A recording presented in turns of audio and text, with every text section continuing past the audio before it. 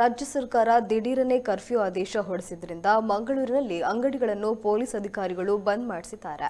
ಪಾಲಿಕೆ ಅಧಿಕಾರಿಗಳು ಮತ್ತು ಪೊಲೀಸರು ಬಂದ್ ಕಾರ್ಯಾಚರಣೆ ಮಾಡಿದಾಗ ವ್ಯಾಪಾರಿಗಳು ಕಕ್ಕಾಬಿಕ್ಕಿಯಾಗಿದ್ದು ಮಾತಿನ ಚಕಾಮಕಿ ಕೂಡ ನಡೆದಿದೆ. ಅಗತ್ಯ ಸೇವೆಗಳ ಅಂಗಡಿ ಹೊರತುಪಡಿಸಿ ಉಳಿದ ಅಂಗಡಿ ಬಂದ್ ಮಾಡುವಂತೆ ಸೂಚನೆ ನೀಡಿದ್ರಿಂದ ಮಂಗಳೂರು ನಗರದ ಸೆಂಟ್ರಲ್ ಮಾರ್ಕೆಟ್ ಭಾಗದಲ್ಲಿ ಅಧಿಕಾರಿಗಳು ರೌಂಡ್ಸ್ ಹಾಕಿ ಅಂಗಡಿಗಳನ್ನು ಬಂದ್ ಮಾಡಿಸಿದ್ದಾರೆ. ಹೊಸ ಆದೇಶದಿಂದ ಗೊಂದಲಕ್ಕೀಡಾಗಿರುವ ಸಾರ್ವಜನಿಕರು, ವ್ಯಾಪಾರಿಗಳು ಸರ್ಕಾರದ ವಿರುದ್ಧ ಆಕ್ರೋಶ ವ್ಯಕ್ತಪಡಿಸಿದ್ದಾರೆ.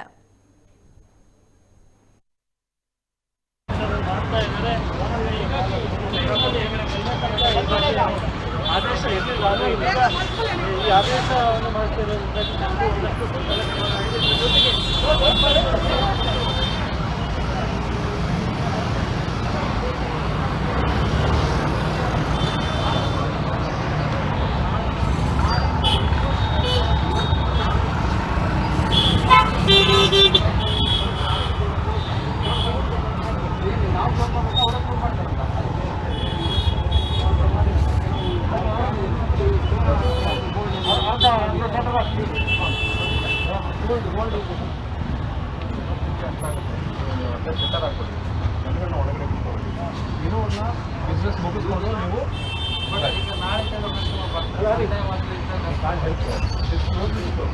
ಆಪರ್ಚುನಿಟಿ